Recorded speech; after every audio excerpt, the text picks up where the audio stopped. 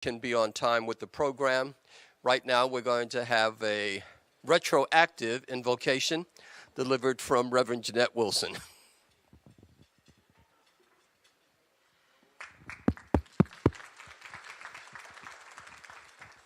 I know some of you have already eaten. Let us bow our heads and still the movement in the room. Our Father and our God, we thank you for this day. We thank you for this season of transition. We thank you for our coming together to unify our efforts as we fight to maintain the gains that we fought for more than 5 decades ago. God, we ask that you bless this gathering of business leaders, that you touch their hearts, that they might see the progress we've made, but they might see the challenges that lie ahead.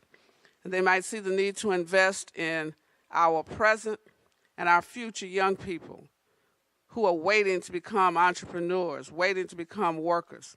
God, we ask that you touch all of our hearts, that we might pay it forward, that we might protect the generation yet to come.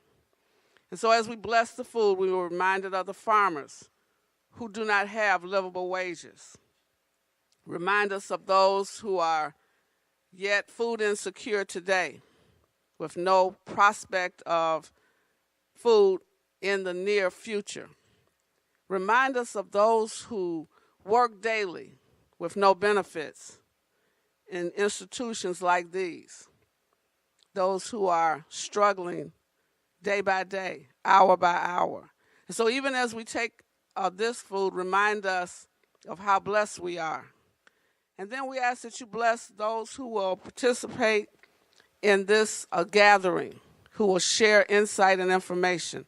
Bless all of the speakers and all that we will hear, that it might challenge us to move forward, to fight again for the gains that we need to keep and the new gains that we must fight for. We ask these things in your precious Son. Oh, and by the way, bless the food. And those who've eaten it, and those who will, and the hands that prepared it.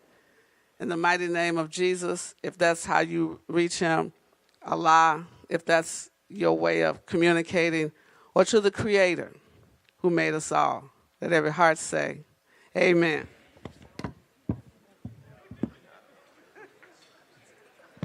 Breakfast is served. My name is Darrell Denard. I am the Community Affairs producer and host for iHeartRadio, one of our sponsors here. Enjoy your breakfast.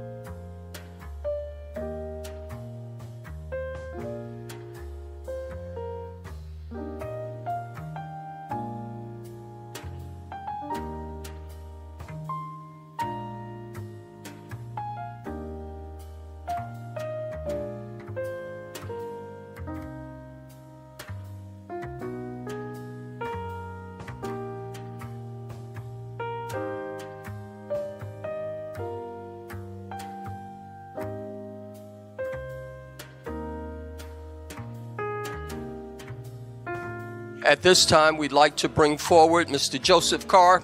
Mr. Carr is the Business Committee Chair for Rainbow Push. Mr. Carr.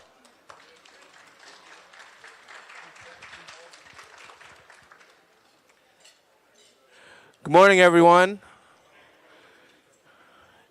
It's a beautiful day here in Chicago, so all the people who are from out of state, welcome to our great city. I am the Business Committee Chair for the annual Rainbow Push Convention. And I want to just say welcome to everyone. These are the opening remarks, and we're going to get started briefly.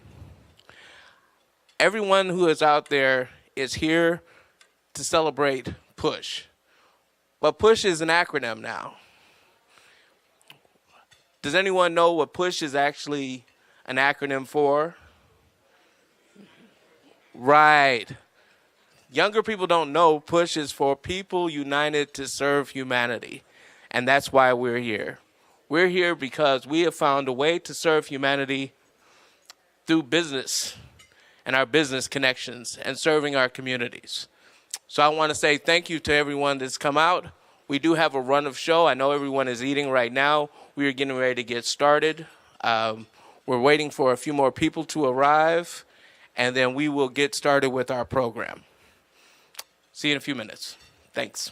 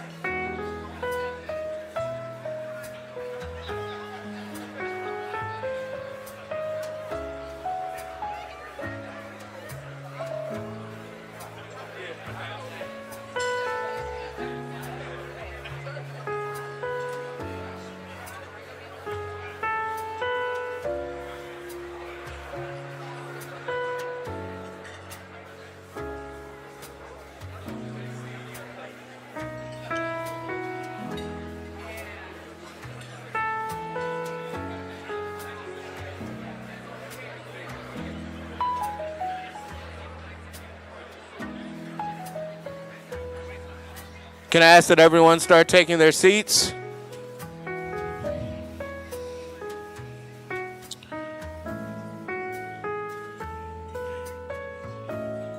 Can I ask that everyone start taking their seats?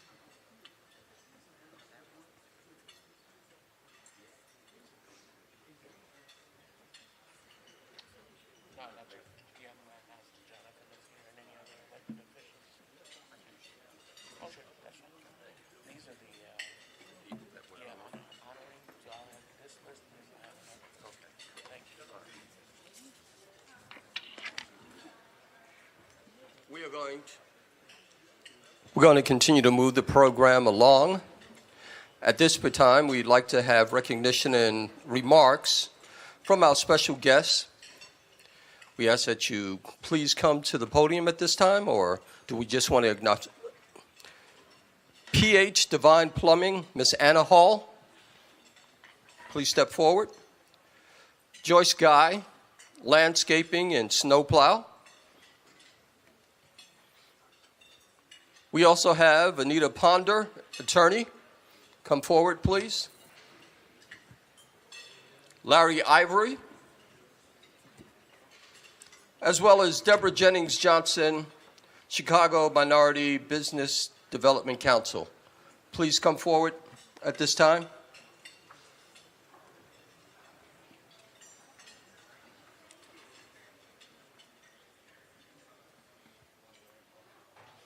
Excellent. First of all, these, of course, are trailblazers, and we'd like to have them just talk about the fact that you are being honored today in terms of your special support of Push Excel, and just quickly some remarks. Took me by surprise.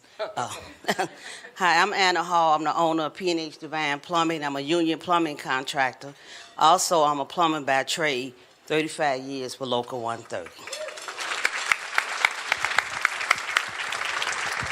Good morning. I'm Joyce Guy, the president of S&M Plow Corp. We do commercial snow removal, landscaping, and site furnishings. And we're certified MBE, WBE, and DBE. And I'm grateful to be here to have breakfast with you and to support Operation Push. All right. Good morning.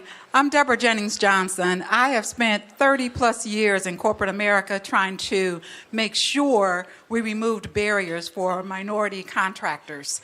I am now president of the Chicago Minority Supplier Development Council, continuing my mission. Good morning.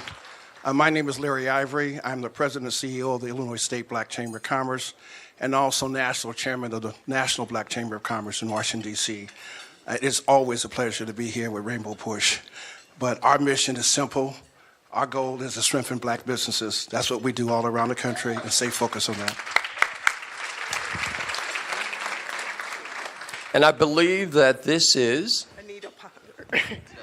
Hello, my name is Anita Ponder. I am the CEO and president and general counsel of Ponder Diversity Group.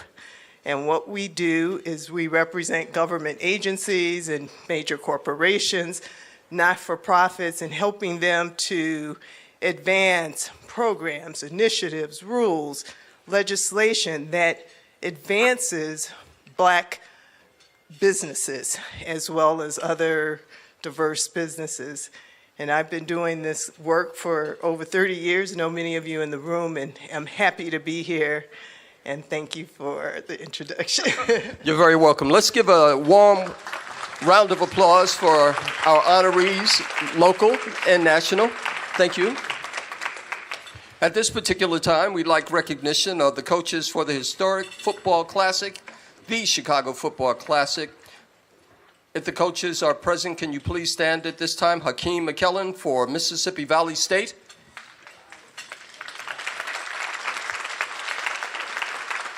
Thank you, my brother. We also have, I believe it's Kavisia Brown, representing Central State University. Just to make sure that we show no bias when not having either of them speak.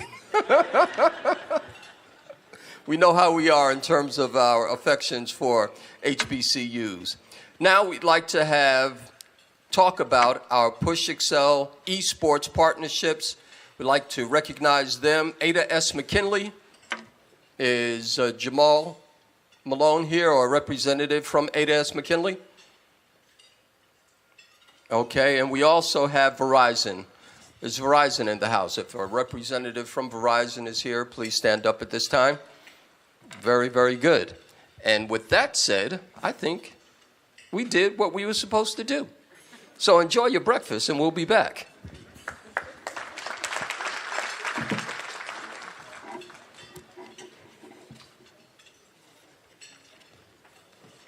At this time, we would like to, At this time, can you hear me now? At this time, we would like to bring up the Executive Director of PUSH, of Rainbow PUSH Coalition, Bishop Tavis Grant.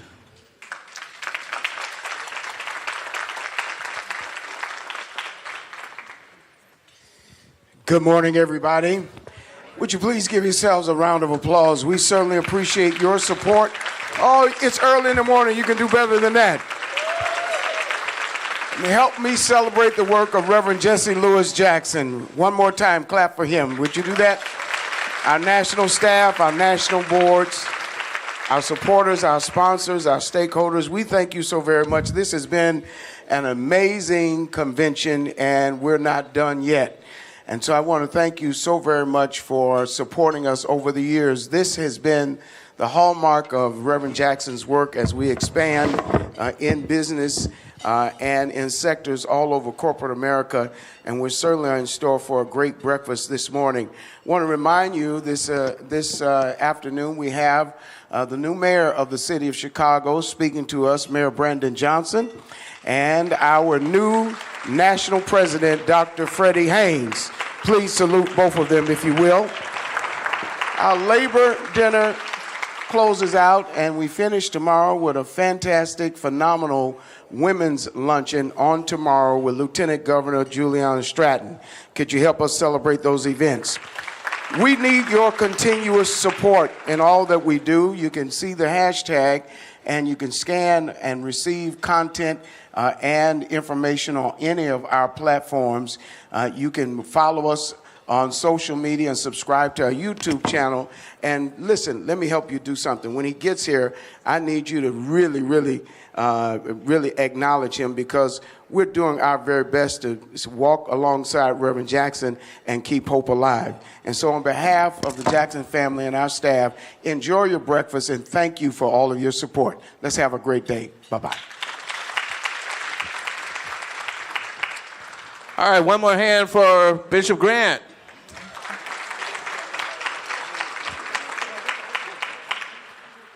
All right, I did see him earlier. I want to recognize any elected officials that we have in the room. I did see U.S. Congressman Jonathan Jackson from the 1st District. I don't see him sitting down now, but please, there he is.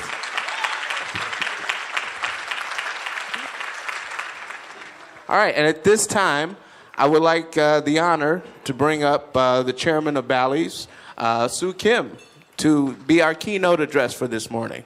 Mr. Kim?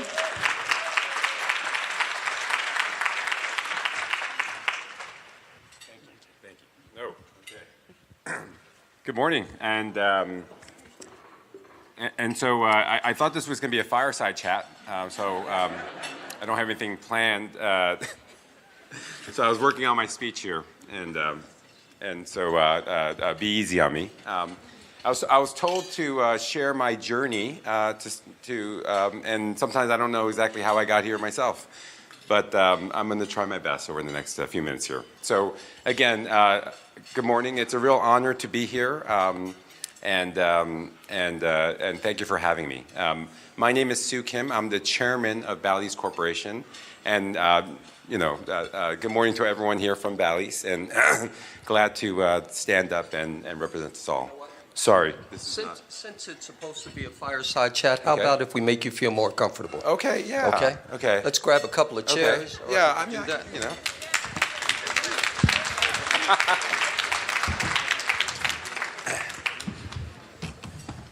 And we'll do this the right way, Mr. Kim. Okay. Yeah, no, I mean, I could, you know. You mean this wasn't giving you any confidence? Well, I didn't want to make... I have all the confidence in the world. I didn't want to make you feeling uncomfortable. You got a big road ahead of you to hoe. First of all, there is so much to talk about. People will look at you and they say, wow, here's this young guy, and he's over this major corporation. Talk to me about, thank you. Thank you. Talk to me about your ascension, if you will. Well, how did you come in to assuming the leadership over at Bally's? Sure. So let me start by telling you that I wasn't. I'll just move over a little bit. Okay, yeah. So I wasn't actually born here. I was born in Korea, and again, English is my second language. So you do a pretty good job. and so thank you. And so I give a lot of credit to my formative years in Queens. Queens is the so I know that everyone here has Queens Chicago. is a suburb that's supposed to be a borough of New York, but yeah. Exactly. So I know everyone here has Chicago pride, and I'm building up the Chicago pride. But I also have pride for Queens County, which actually is the most diverse county in America. Yeah. And so, I think there's something like 150 languages spoken. And so when people think about what is the melting pot of America, that's actually Queens they're thinking about. There's not really that many places that actually look like the image of what they thought the melting pot is. But Queens is that where we're all just tossed in together. And I feel like everything I learned then. Okay. And you learn what it feels to come here and not belong, not feel like, you don't know what's going on. Mm-hmm. I learned English watching Sesame Street, right? So nothing wrong with that. Yeah, absolutely not.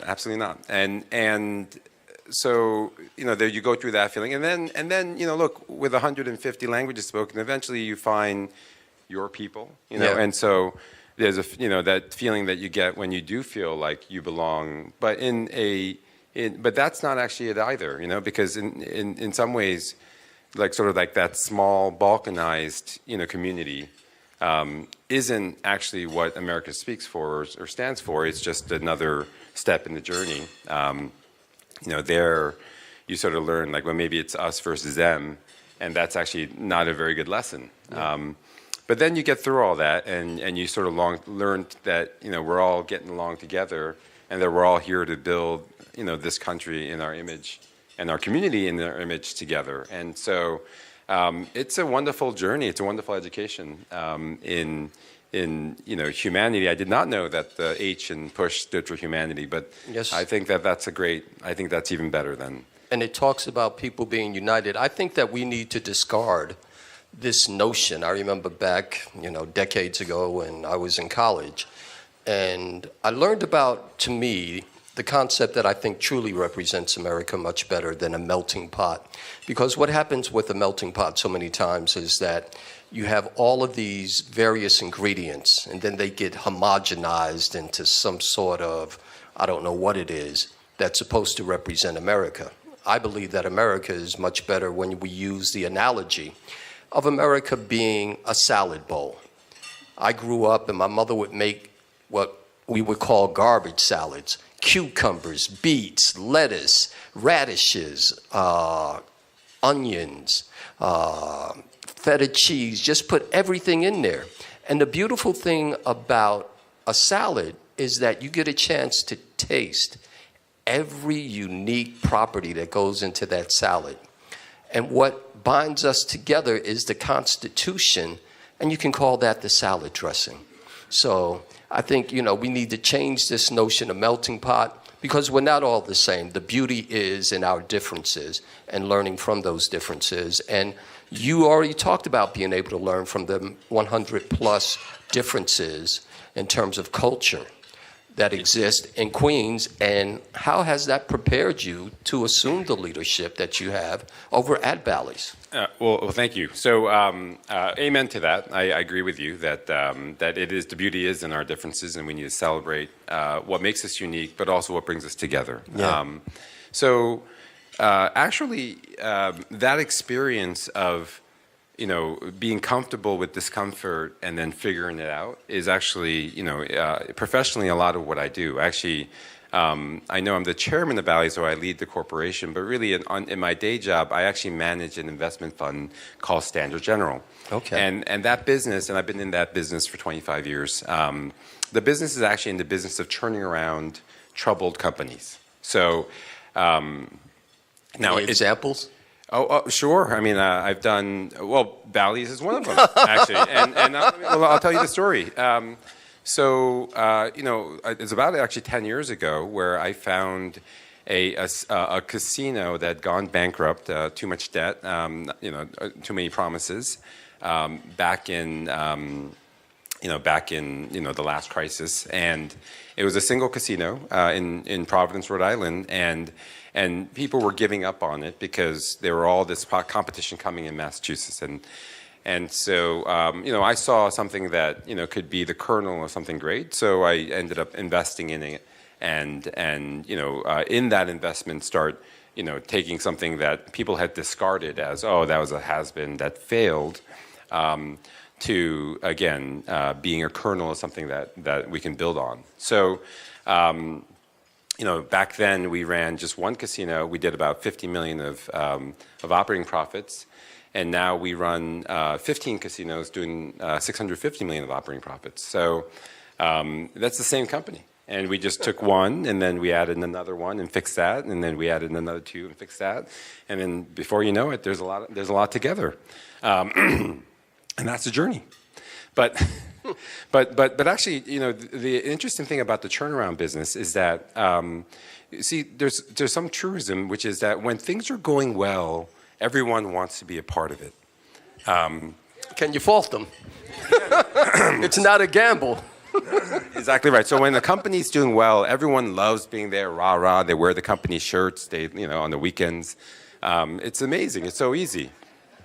But once a company starts doing poorly, nobody wants to be associated. Actually, a lot of people leave, and so actually corporations are actually legal people, and they can get sick and get demoralized, and it's actually so interesting because it's during those times when everyone is leaving, if you come in. And have a vision as to what it can be. Actually, great things can happen. Now, like, mind you, I always tell people I'm like a corporate fireman, I run into the smoking building, and sometimes the building lands on your head. So sometimes it doesn't work. You can't save it. Right. But if you do save it, it's amazing. It's like magic because you can literally... I'm going to use a metaphor that's a little colorful, but like they say that, when the ship is going down, all the rodents jump off the ship. Yes. You could literally be the last rodent on the ship, and I hope that's not the quote from this breakfast. But if you're the last rodent on the ship and it doesn't go down, then you're like, wow, You got a kingdom. This is amazing. Yes, and you can literally make this ship in your image. You can literally say, hey, first of all, we have a business here, it works. And also, when I start building this board, when I start building this management team, when I start building the managers and the employees again, and rebuilding this company, I'm going to build it in my image. And because I believe in the very simple adage, I think it's important to do well. Obviously, we live in a capitalist society, and look, it's like the the best of the worst systems, but and it's important to do well, for yourself, well for your community. But while you're doing well, I think it's important to do good.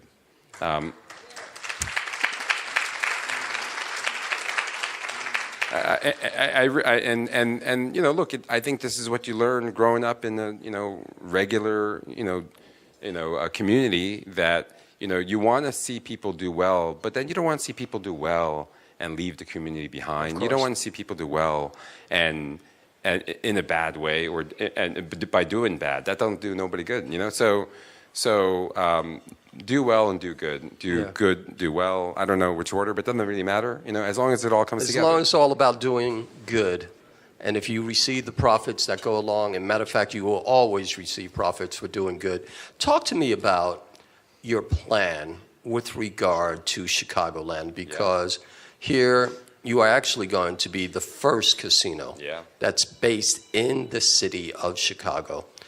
Talk about that vision that was not overnight, and how you plan on implementing that vision. Well, no, not at all. Look, I think for almost 2 decades, varying mayors have tried to get a casino in the city, and really, Mayor Lightfoot doesn't get enough credit for how quickly and how decisively she moved to solve this 2-decade problem. And I'm not just saying that because she chose us, but really, I mean, she does. It's amazing that she had this vision that it was going to happen, and she had to go back down to Springfield to change the rules, of course, to come back and make it work, and get it all done, and that she did. Look, so it's actually more her vision than ours. We're just there to help. But look, we came in here and said, look, this is an amazing opportunity. Chicago is the 3rd largest metropolis in America, and by the way, there's gaming everywhere here. Everywhere. What you got to do is just go right down. Oh my gosh! Just absolutely. go right down commercial and go on Exchange there, and you're over in Hammond. Absolutely. What's the first thing that greets you? Absolutely, and it's literally in our industry. I don't know if you guys know this, but Hammond is called the mother of all boats. It's actually a barge. They call it the mother of all boats, because it's the largest boat. It's like this huge floating barge of machines, and those machines take money from the community and put it into Indiana, and take the jobs that should be here and move them to Indiana, and that doesn't make any sense. Look, people are going to gamble. It's a way to blow off steam. Great, but let's keep that entertainment and economic activity right here. Let's build it. Chicago should build it. Chicago should staff it, and Chicago should own the fruits of all the gaming revenues that come off of it. The fruits of their labor. And you mentioned labor there. This is actually kind of like a 2-step process, because you've already assumed the retrofitting of the historic Medina Temple.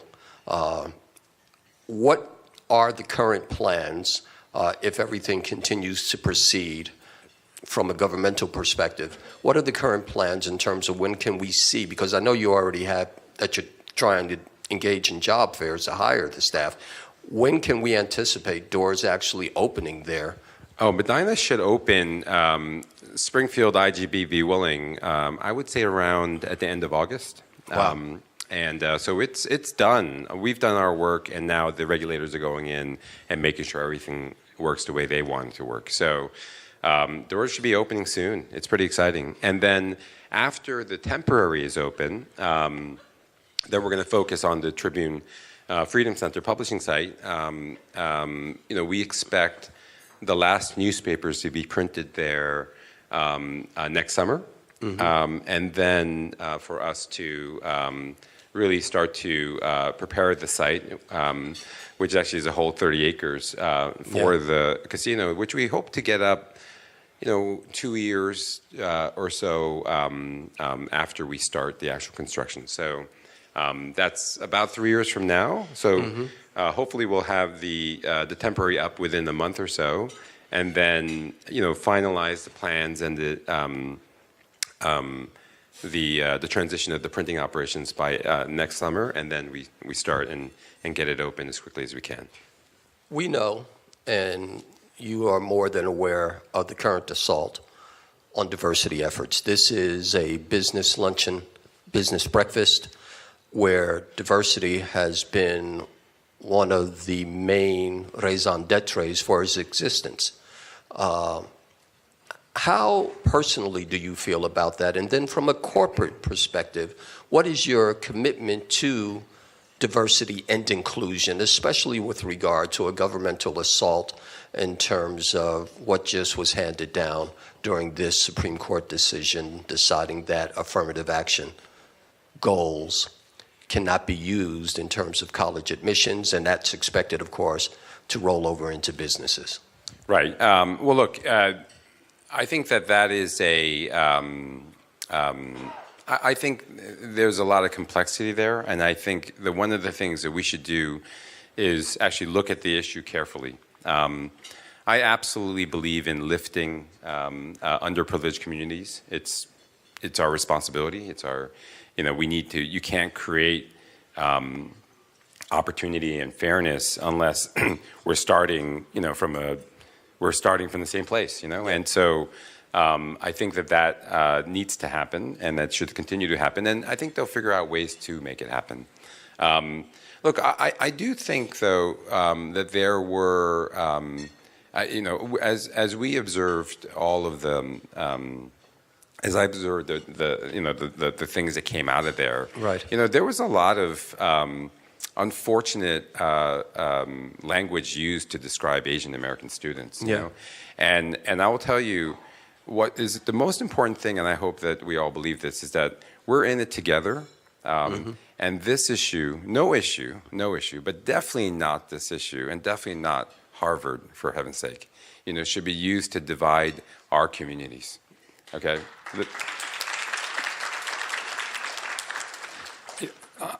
But my theory is they can have Harvard. Yeah. I don't, I won't use my more colorful language.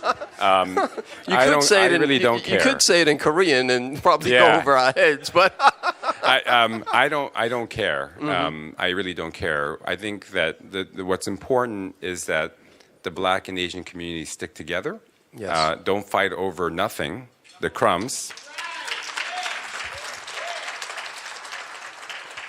I think that's the absolute, and so I view, to be completely frank, again, I am in the very, very small, thought minority here. I believe that, entry into these fancy clubs, this is really what they are. They're not even, I think that's a crumb, and crumbs should not be fought over. What we should do is go for the whole pie, and go for the whole pie together, and so.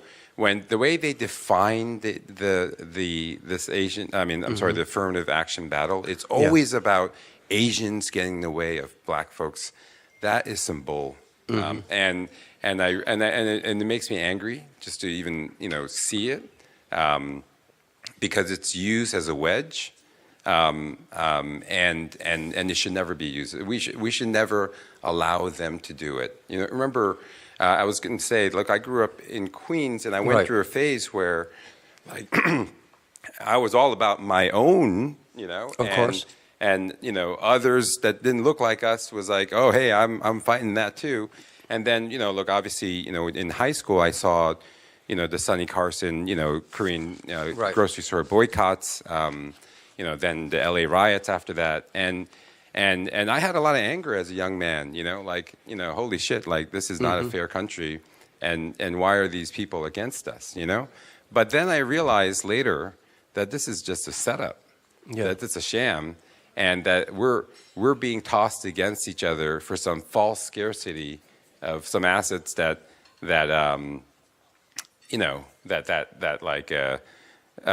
here, this is for you guys, and you guys can fight over it, or girls, and that is crap, and I think that we should play for the whole field, together, and together, and so specifically for you to set a corporate example you have a room full of corporate executives and business leaders here. And they're probably saying, well, you know, I have a service industry. I have a manufacturing. I have a construction industry.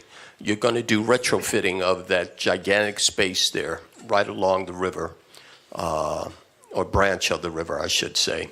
And, you know, what kind of opportunities exist for me to at least be considered, and at least be considered based on the fact that I may have been disenfranchised, but I'm able to do the work. And like you said, I've been here in Chicago, and I'm not a rat that's leaving the ship. I'm hanging on because we believe that this city is great, and it's going to be even greater. Well, the only advice I would give is I think everyone should be more ambitious. You know, so we built this program to bring in community investors. What program is that specifically? This is the Bally's Community Investment Program. Okay. For the City of Chicago Casino. Hold on for 1 second, only because we got a program, I want to make sure we all get out on time. So, the Bally's Community Investment Program? Yes.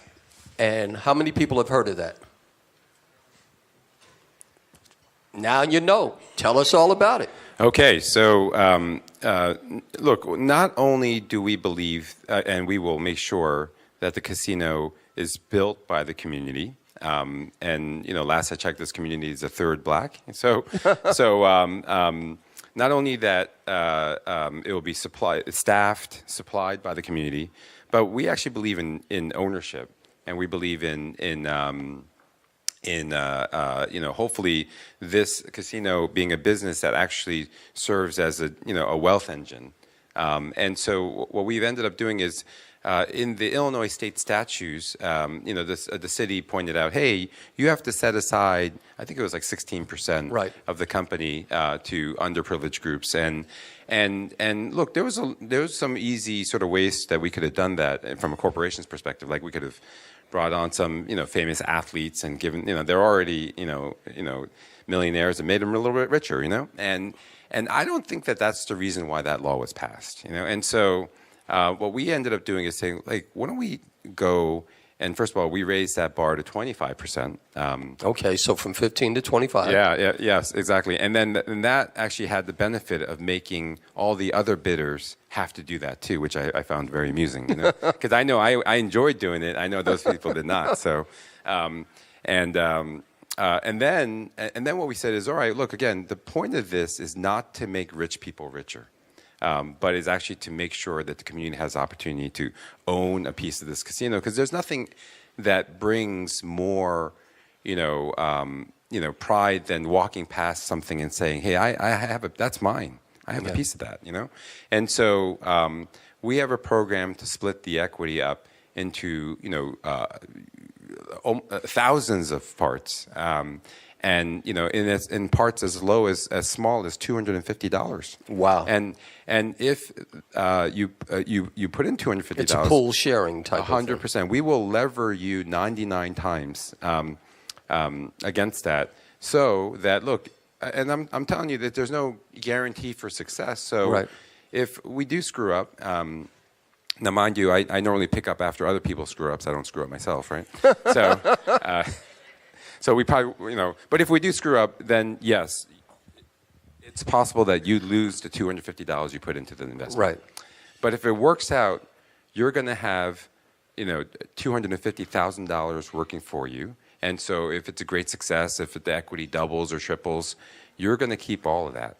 And so that, I think, is exciting. And we want to make sure that those shares and that opportunity go to the actual community. Yeah. The ones that, because look, we for example, it just happens to be that the Freedom Center is catty corner from what was Cabrini Greens. That's right. So, which is now New City.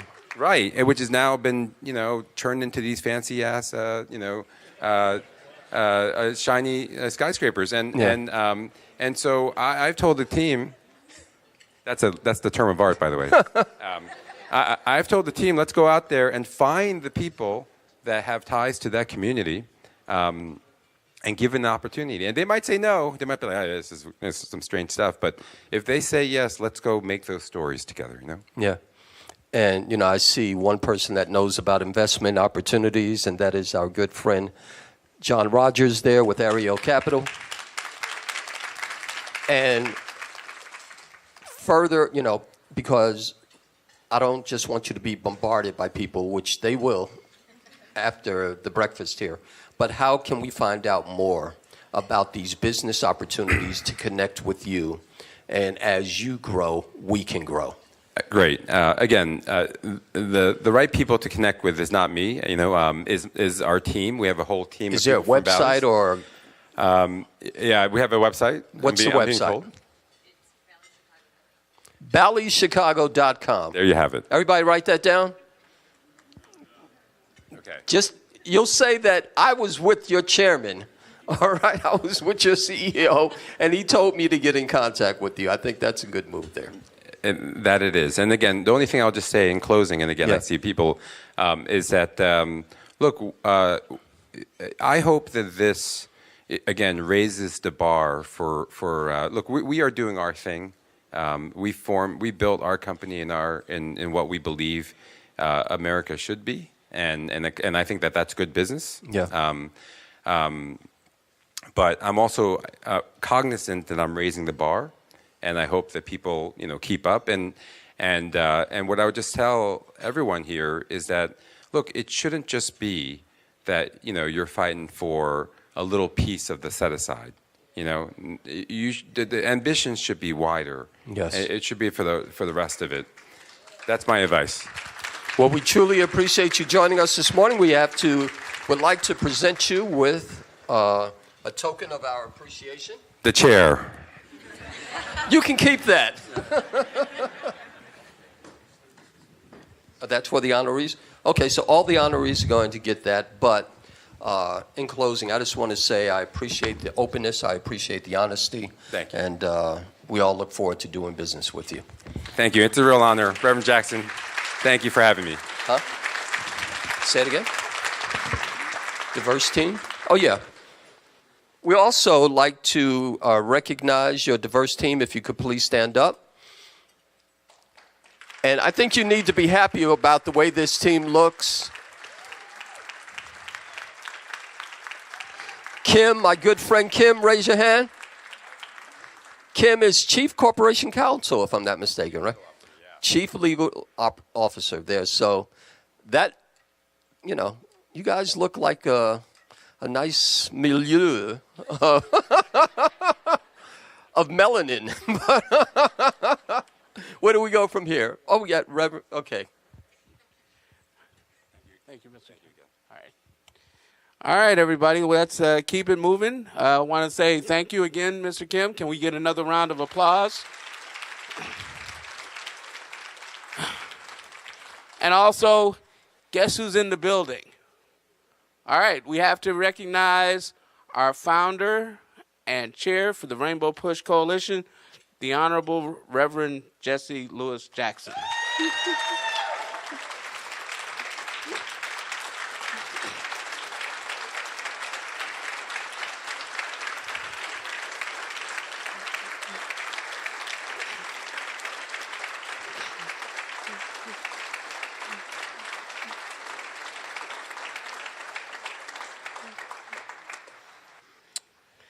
Now, we've had a brief change in the agenda, so what I'm going to do right now is we do have someone else who is very notable in the building who is going to come up and give us some remarks. He was mentioned earlier. He is the founder, chairman, and CEO of Ariel Investments. For those of you who are not in Chicago who do not know who this man is, this is the real deal, you know, as they would say. Ariel Investments has been around for 40 years, has 126 employees, has $17.2 billion in assets, manages 5 mutual funds. I want everyone to acknowledge by clapping their hands for Mr. John Rogers.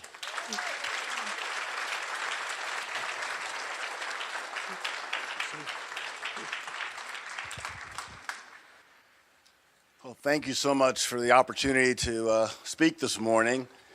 This is really wonderful to see this extraordinary turnout to be here and to celebrate Reverend Jackson and his historic leadership and his pivot that he's talked about. It's just so vitally important. I think I've known Reverend Jackson probably over 55 years. It's been a long time.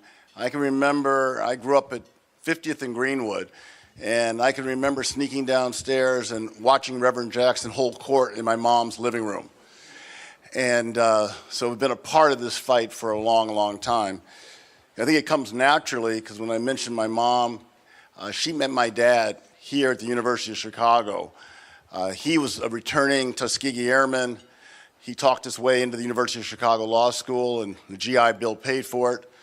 And he met my mom there. And my mom was the first African-American woman to graduate from the University of Chicago Law School.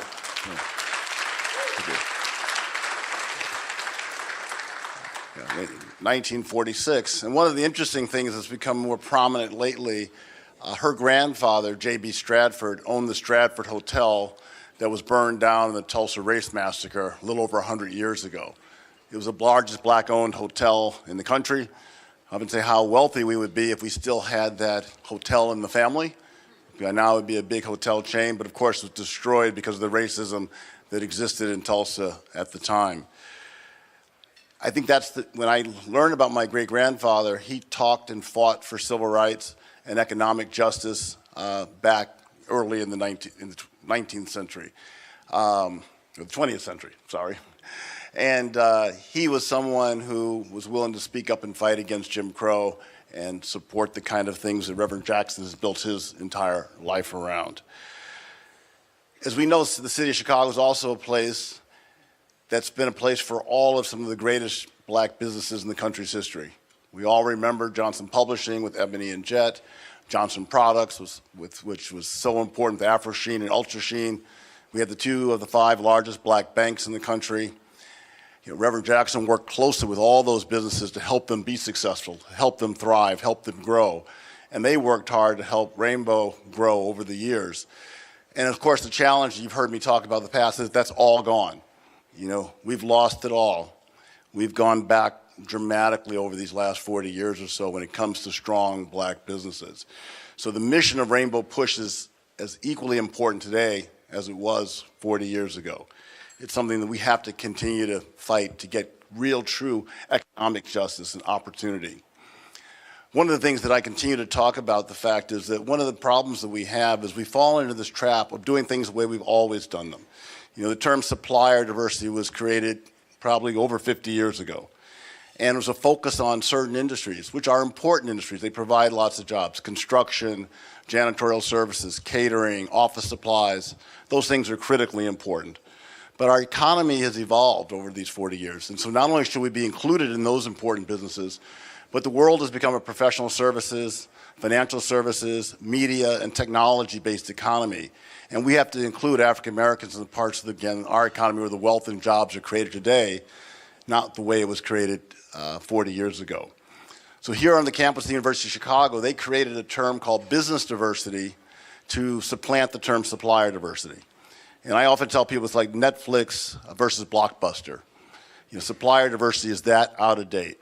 And what they've done at the University of Chicago has gone from basically 0 to now work with over 150 minority-owned companies, primarily African-American companies, in everything they spend money on, whether it's law firm, accounting firm, consulting firms, advertising agencies, public relations firms, money managers for their endowment, and most importantly, supporting WVON, because we all know how important black radio is here in Chicago.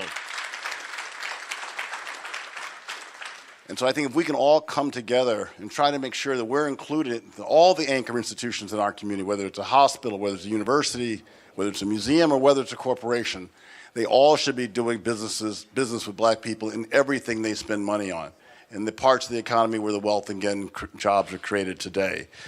So I just ask all of us to continue to work together, support Reverend Jackson and his leadership role, and all the work here at Rainbow Push. It's so critically important to create an opportunity for us to fully participate in our capitalist democracy. As Reverend Jackson often says, Baseball became a much better sport when Jackie Robinson started to play, and Ernie Banks, and Willie Mays, and Roberto Clemente, and all those great, great players. Our society and our country will be stronger when we all can fully participate and show our gifts and our talents to make this economy stronger. So thank you so much for the chance to be here. Thank you, Reverend Jackson, for your leadership. Thank you, and Congressman Jackson. It's just an honor to be here. Thanks so much.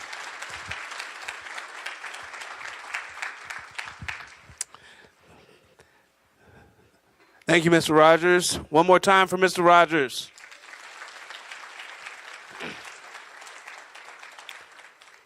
Also, we have in the audience our U.S. Congressman, Jonathan Jackson, who is also the son of our founder, Reverend Jackson. Jonathan, would you like to come up and make a few comments?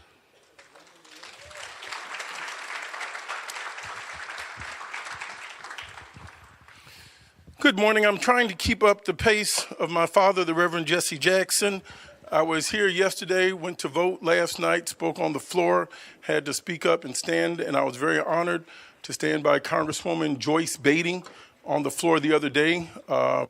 Mr.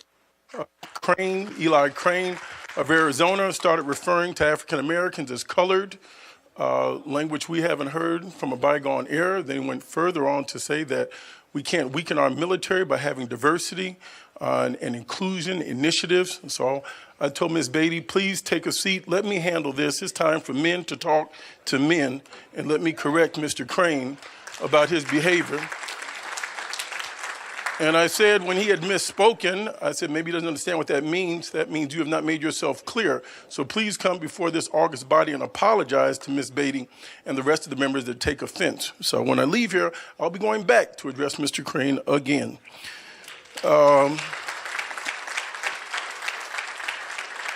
I'm trying to get this congressional thing right. I'm an activist, a marcher, or a protester, so work with me as I try to learn to be a legislator, but the fight is going on in Capitol Hill.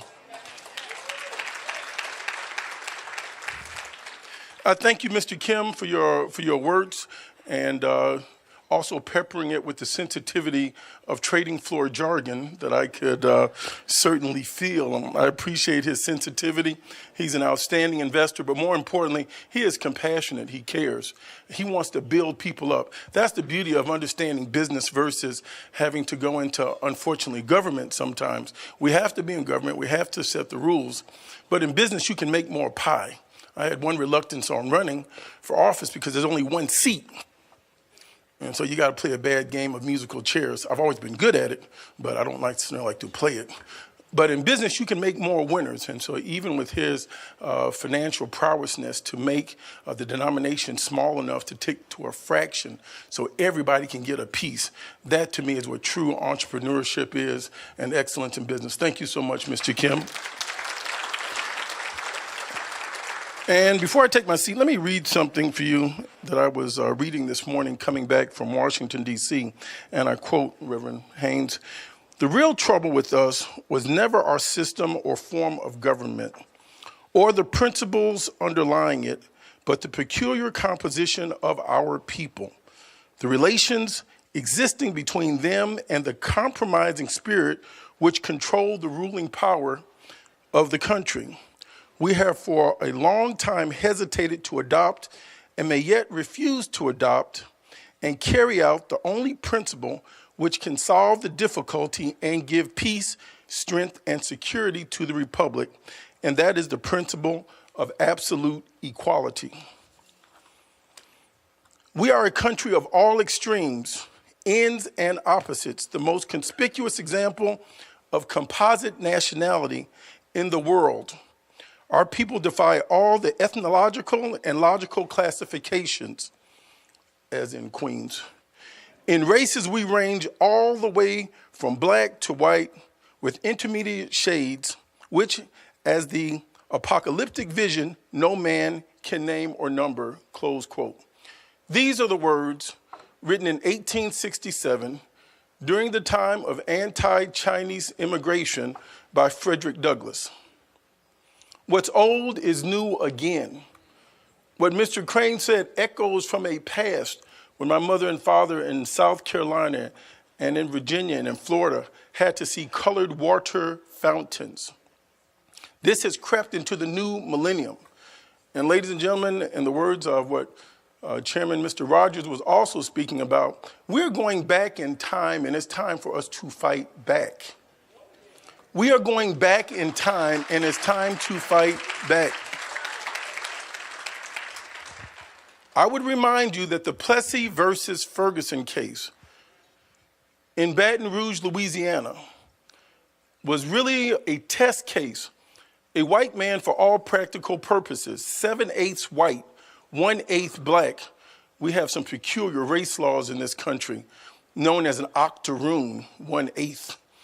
That got petitioned all the way up to the Supreme Court. Homer Plessy bought a first-class train ticket to sit on a first-class car. And after it came out of the Supreme Court in Plessy versus Ferguson, the doctrine was established separate but equal. It took 58 years to overturn those laws because there is no separate and equal. But what started off as purchasing a first-class train ticket and being forced to go to the back of the car went on to water fountains, graveyards, school buildings. Everything became separate and unequal. What the United States Supreme Court did on June 29th is they cited law from the 14th Amendment. They challenged Harvard, founded in 1636. By the way, all of the justices went to Ivy League schools. Now, they don't want us to go to the clubs and get invited to the places where they naturally assemble. 1636, a private university. When we were in the hull of the ship, they had a formal sense of education.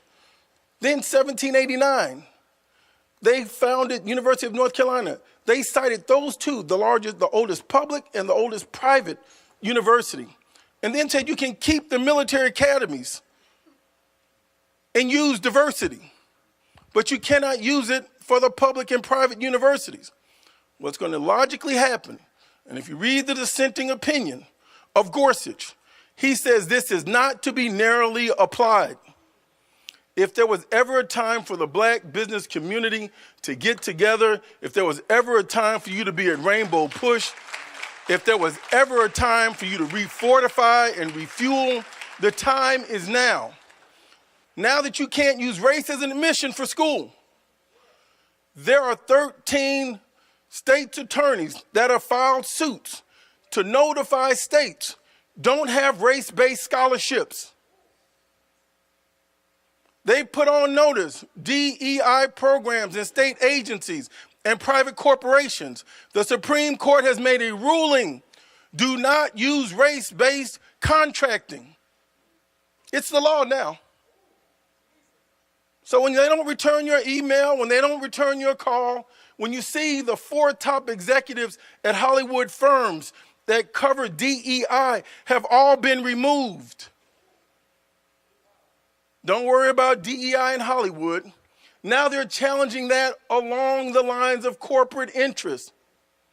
So ladies and gentlemen, I am here today running back and forth and giving it all I can because we have to wake up the nation. This is an attack coming down the pike on the black and brown community. If you're not in the room, you can't negotiate. So in closing, this isn't my turn to speak. I was just reading an old speech from 1867. I've got a lot of time on planes these days. But I cannot thank my father enough for carrying on the mission that Reverend Martin Luther King planted him here in Chicago, just down the block from here where my father will be teaching. He was a student, he was married, he had children, and did not have the support of his family and his father. And Reverend Martin Luther King said, Jesse, come work with me. I can show you more in theology in 3 months than you're going to learn in the next 3 years. And with that faith, to leave your scholarship with that faith, to not know how you're going to feed your children, and to pick up that bloodstained banner and to continue in Reverend Martin Luther King's footsteps, I thank you so much, Dad. And in conclusion, the Reverend has never stopped fighting. The fight is on. We thank the illustrious Freddie Haynes, the standard bearer, our fighter, our successor. Love you, Dad. Fight on, man. Fight on. Mandela called you a freedom fighter.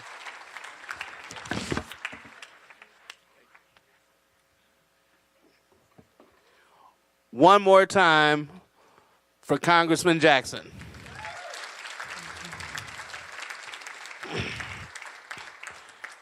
Some housekeeping. After the breakfast, there is going to be a panel going on upstairs, and we are going to be discussing government contracts and sheltered markets. So I want to invite everyone upstairs after the breakfast is completed. Also, our chairman has asked to say a few words. So, Reverend Jackson.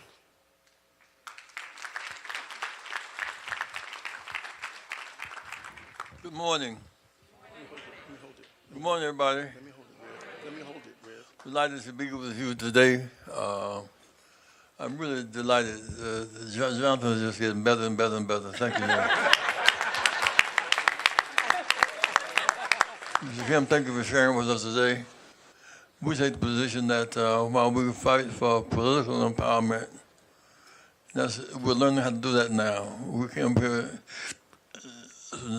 Mississippi River. Now, 62 blacks have been lynched in 40 years. We came so fast, didn't have houses for us. We saved each other's neighbors and the like. So we became slums, overrun with slums, lack of service for our children. But now here we are today, mayor of the city again. Able young man, Brandon Johnson. Give Brandon a big hand, please.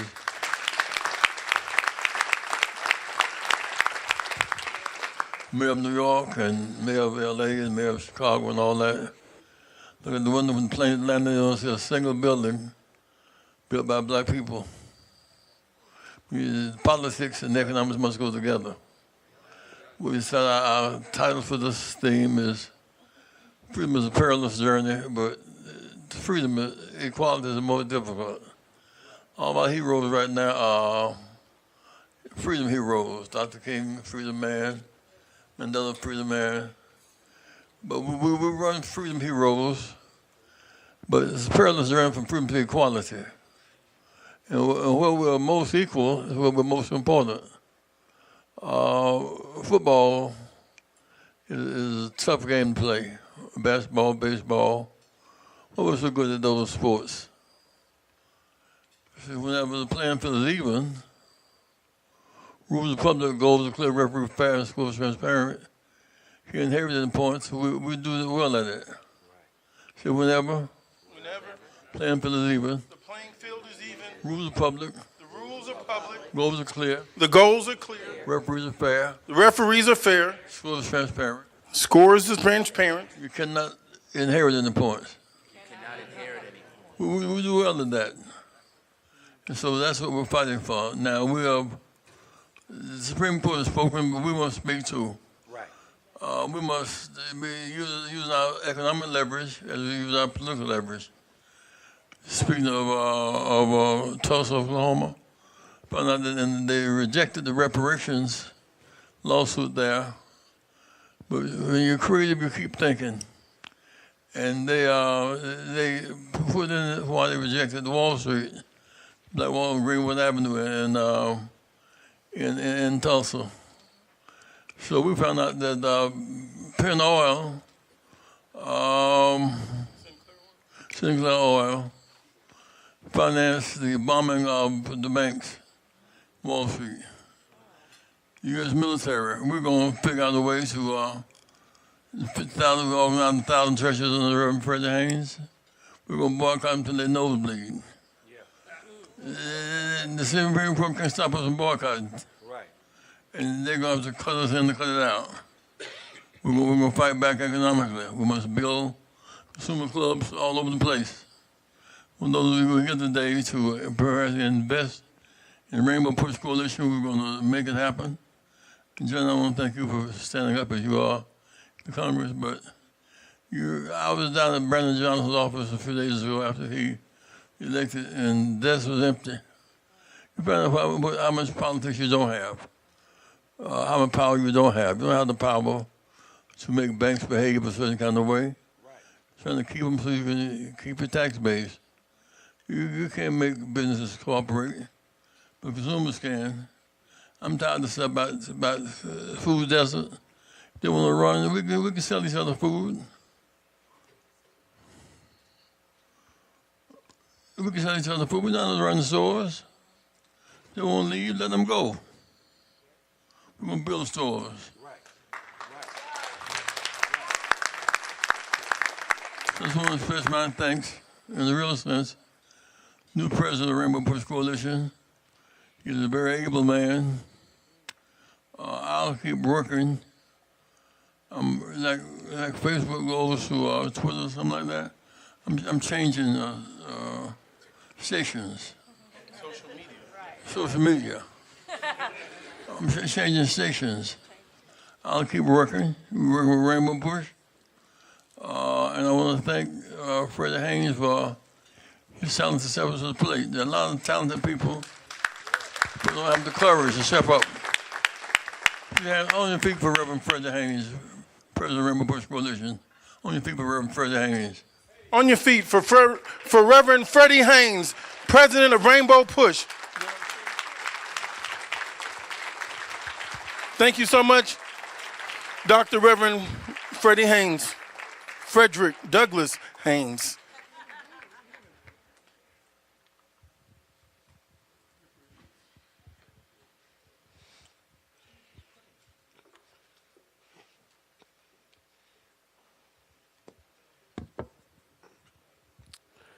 One more time.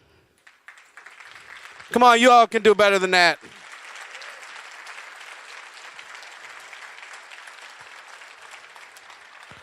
All right. We have come to the part in the program where we are going to honor some of our business leaders, reading the bios. I would like all of the business leaders that we're honoring to come up on stage. We're going to take a picture, but then we'll take a group picture with Reverend Jackson with the award. All right? Okay. Thank you, sir. Appreciate it. Good morning, everyone.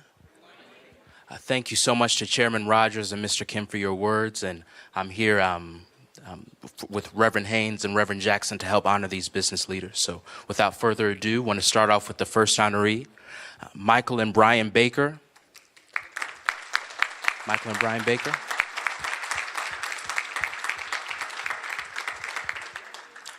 The Set for Life Vine Street Vinyl brand started small with one cutter, one man, and his brother.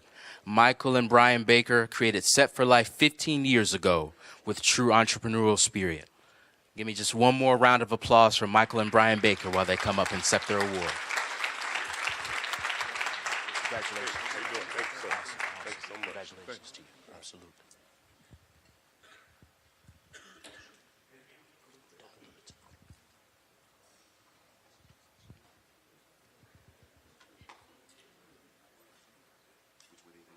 I think they're going to bring the award first.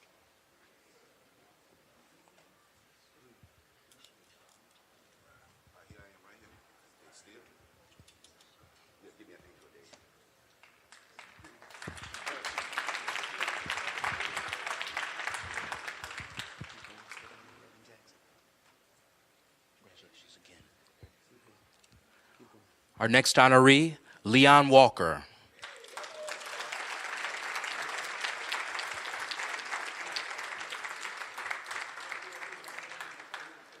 As the managing principal of DL3 for the last 20 years, Leon Walker works closely with municipalities, anchor institutions, and Fortune 500 companies to implement projects that are sensitive to a neighborhood's character while creating economic opportunities for the local residents. One more time for Leon Walker.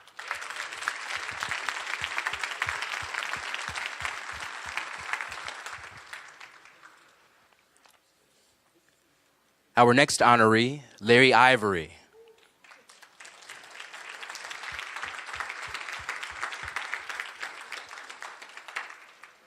As president and CEO of the Illinois Black Chamber of Commerce, in addition to a founding member of the National Black Chamber of Commerce, Larry Ivory works to promote job creation and growth amongst African American businesses. One more time for Larry Ivory.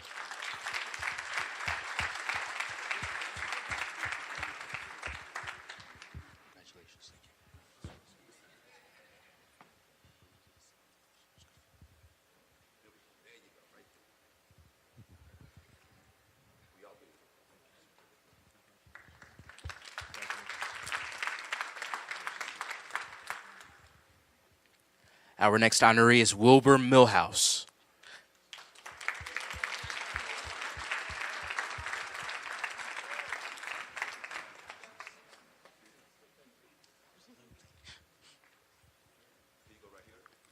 Chairman and CEO of Millhouse Engineering and Construction, Wilbur C. Millhouse III is an award-winning entrepreneur who has transformed over 30 years of diversified civil and structural engineering experience into a global enterprise that has drawn national attention. And she told me that's Wilbur's better half. So please give it up one more time for Wilbur Millhouse.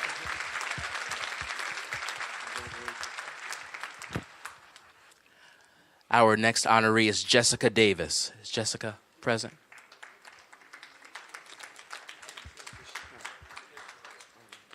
If not, we'll deliver the award to her. Jessica Davis helped to make Brown Sugar Bakery one of the go-to places for sweet treats on the city's south side, and a bakery known for its delicious cakes and confections. So give it up one more time for Jessica Davis.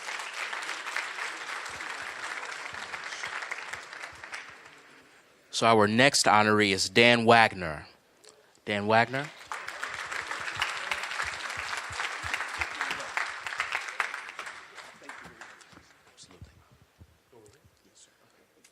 Dan is the Senior Vice President of Government Relations for the Inland Real Estate Group of Companies, and he also serves as President of the Chicago Association of Realtors.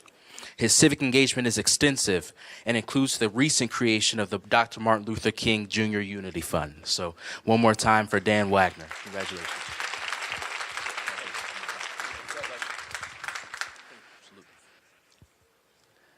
Our next honoree is Regina Brent. Regina Brent.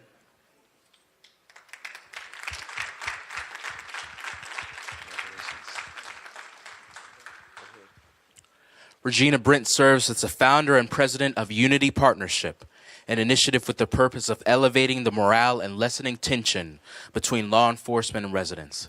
Give it up more time for Regina Brent.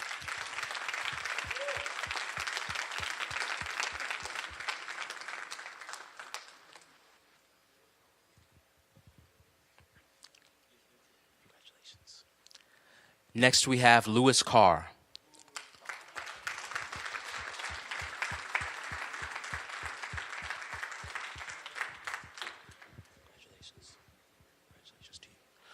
Lewis has been with BET for 36 years, serving as the president of media sales for the last 21.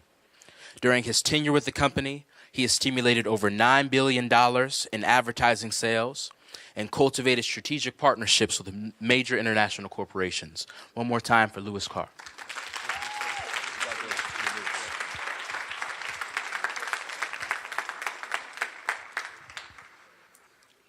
Next, we have Edward E. Ford.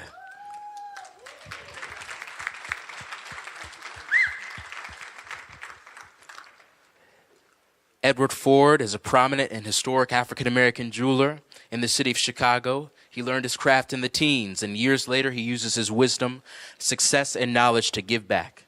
One more time for Edward E. Ford.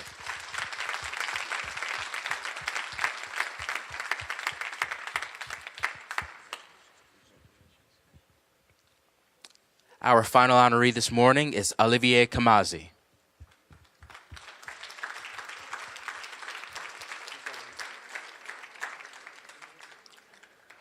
Olivier serves as chairman of the Africa Global Chamber of Commerce, working out of Chicago to build bridges and mutual economic benefit for the United States and Africa. One more time for Olivier Kamazi.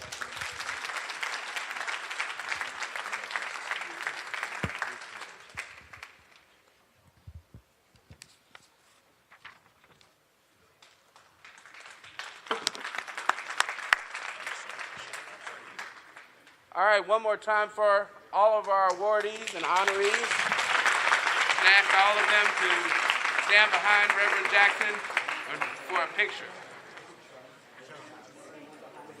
Can I ask everyone to, one more time, and then the awardees behind Reverend Jackson for a picture, a group picture.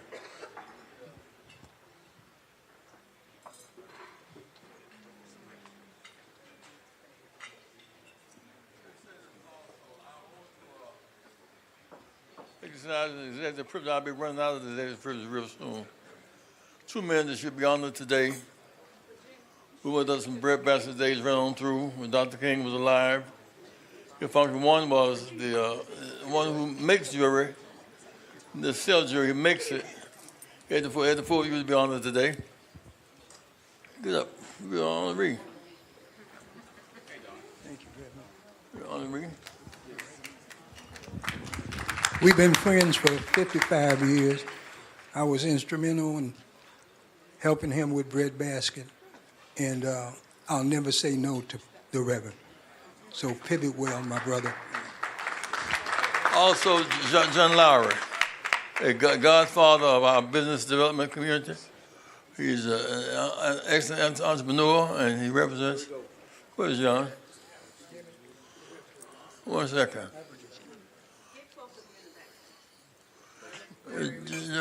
John Lowry. Step forward. Ladies, step forward. Lean over, Reverend. You want me to say something? Step forward 1 second. Where you want me? Right there. Tell me where. I got it. You got one? You good? Great. Okay. John, if you're in there and get tight, you all, this is why should I get tight? Tighten it up. Get tight. You may have to go back soon. No, but yeah, get tight though. Kim. Kim. Thank you, sir, Reverend.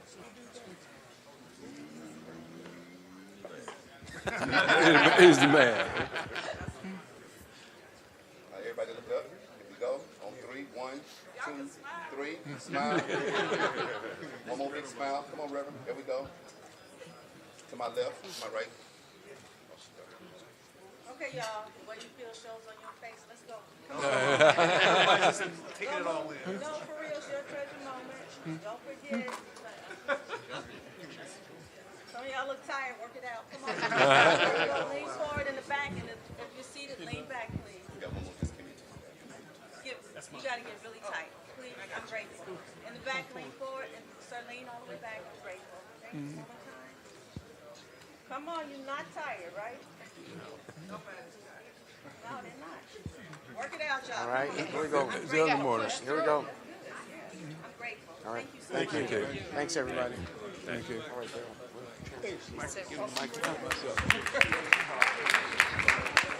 Before anybody gets moving, it's important that you be still for a moment. Yes. It's important you be still for a moment. Quiet for a moment. Not yet. Saturday morning, we arrived at some Saturday morning dignitaries. meeting. Once we be present at the meeting on Saturday morning, from that meeting, we've been able to transform America. People got signals as to how to operate in urban America, Seattle, Mississippi, and from L.A. to New York. Once you be there Saturday morning as a trade bureau, we at 9 o'clock broadcast around the nation at 10 o'clock. Today we have our labor luncheon, our ministers' luncheon at noontime. Reverend Fred Haynes will preach to us. Then I heard you owe it to yourself to hear what he has to say. He says it well. Night at the meeting with organized labor. We're going they put these buildings up downtown. We're going to build them, and they won't be built. We want to be a part of the building of our cities. Not to be a mayor and minister of what white people are doing. Be counsel over what white people are building. But we perilous job from freedom to equality. Free but not equal. Lincoln's deal was not the slaves, it was the Union. So when the Union was saved, we were left without a Supreme Court justice except those who ruled for blacks that had no rights, facts, bounds, respect. We left the Civil War without one black elected official, House or Senate or anything. So freedom without equality doesn't mean very much. Talk to me, somebody. A lot of talk about Africa these days. If Africa wants to do business, Africa should have a affirmative action program for us as it is with us for Jewish people. Africa must have for us affirmative action program. We must have an incentive to invest in Africa. Y'all got my point? Yes. Those who all the resources must sit as legitimate partners, because talking about kings, we're not kings and queens. We're the throwaway. Kings and queens sold us. Yeah, it's the kings and queens sold us. We're the Joseph in this story. We were sold into slavery, and yet we bounced back freeing our brothers and sisters who did the selling. So we want to relate to Africa on the terms of a formula. Makes sense. They got 5-stone tires in Brazil. In Liberia, we should get some of that action on 5-stone tires. We got gold in Ghana, we should get some of that, right? The companies that do business with Africa must deal with us differently. If Africa means anything else than the thing of the past. Right. So we have words to say. So meet us Saturday morning. Reverend Fred Haynes will speak to us on Saturday morning. You'll be in there as a big deal to us. And come with some money, y'all. I mean pesos or something. All right. All right, everybody. We're coming to the end of our program this morning. However, I want to recognize State Representative from the 33rd District, Marcus Evans. Can you please stand?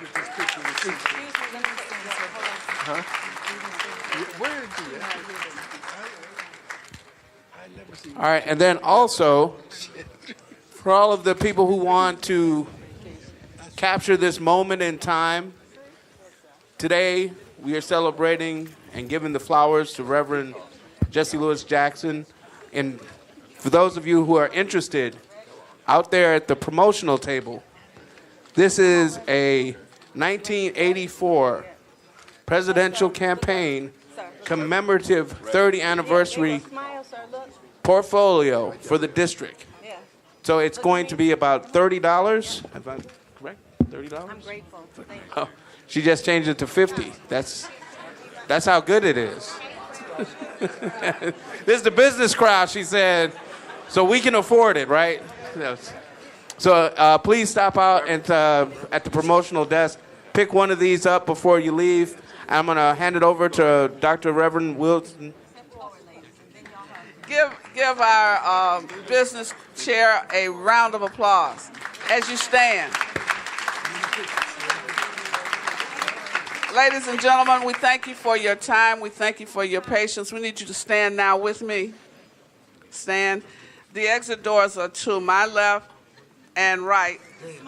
You don't have to go home, but we just need you to leave the room. Our Father and our God, we thank you for this day. We thank you. We thank you for our founder, our legend, the legacy on whose shoulders we stand. We thank you for how he's paved the way, particularly in economic development and economic justice. And as you give him a round of applause, may the Lord bless you and keep you, make his face to shine upon you and be gracious unto you. Let every heart say, amen. Clap for Reverend Jackson.